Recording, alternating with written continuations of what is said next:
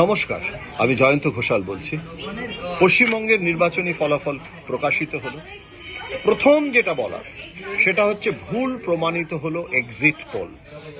Exit পোলেরই সব থেকে বড় পরীক্ষা ছিল আজকে, এবং সেই পরীক্ষায় গহরানভাবে পরাস্ত হলো এক্সিট পোল সমীক্ষকেরা।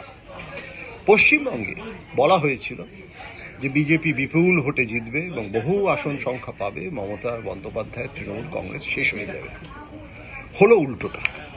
এবং যদি লড়াইটা মমতার বিরুদ্ধে, নরেন্দ্র মোদীর যে যুদ্ধ ঘোষণা, পশ্চিমবঙ্গ থেকে সব থেকে বেশি আমরা ভোট পাব, এবং মমতা বন্দ্যোপাধ্যায়ের মিসরুল, সিবিআই এনফোর্সমেন্টের মাধ্যমে দুর্নীতিটাকে বড় ইস্যু করা, সমস্ত প্রচারটাকে, এবং নরেন্দ্র মোদী কতটা সময় দিয়েছিলেন, রোড শো করলেন এবং বারবার বলেছেন যে হতে দিচ্ছে না তৃণমূল কংগ্রেস। মমতা বললেন যে দিল্লি হতে দিচ্ছে না, দিল্লি দিচ্ছে না, বঞ্চনা করছে, 100 দিনের কাজে টাকা দিচ্ছে না।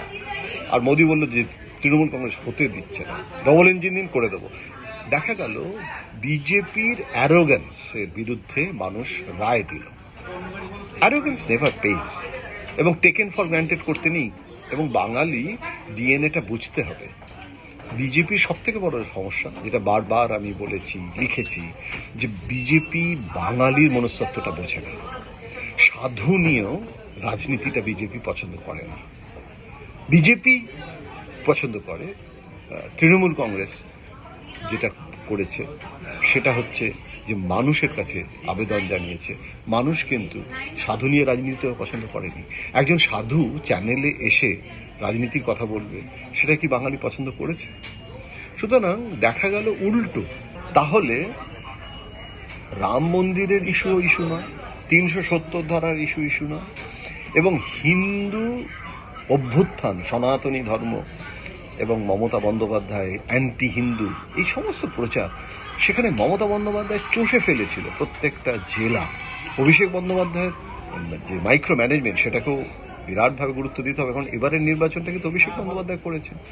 আর সিবিআই এনফোর্সমেন্টকে দিয়ে যে একটা বিরোধিতার রাজনীতি করা, এবং শুভেন্দু অধিকারী বারবার সেটা বলেও দিতেন যে এই সিবিআই অমুককে ধরবে, তমুককে ধরবে, জেলে পড়বে, এই যে ভয় দেখানো, এটা কিন্তু পশ্চিমবঙ্গে অন্তত কাজ হলো না। কেজরিওয়ালকে জেলে পুড়ে কেজরিওয়ালের যে রেজাল্ট হয়েছে তাতে মনে হয়েছে যে সেখানে হয়তো কাজ করেছে। সেটা ভিন্ন, এক একটা রাজ্যে এক এক রকমের রাজনীতি। হয়তো পাঞ্জাবের জন্য আপের ক্ষতি হয়েছে, কিন্তু পশ্চিমবঙ্গে কিন্তু সিবিআই এবং এনফোর্সমেন্টকে তার যে অপব্যবহার, তার বিরুদ্ধেও তো মানুষ ভোট দিয়েছে। সুতরাং এই যে সন্দেশখালীকে, রেখা পাত্রকে প্রধানমন্ত্রী ফোন করলেন, কৃষ্ণনগরের রানীকে ফোন করলেন, তাহলে প্রধানমন্ত্রী যদি আজকে যদি ভোটে খারাপ ফল হয়, তাহলে সেটার জন্য দায়ী শুভেন্দু অধিকারী, আর জিতলে সেটা নরেন্দ্র মোদী, এই তত্ত্বটাও কিন্তু চলে না।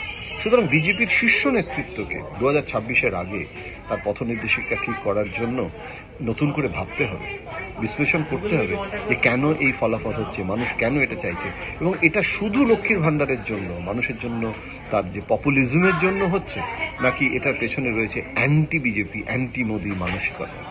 ভাবতে হবে, ভাবা প্র্যাকটিস করতে হবে আমাদের।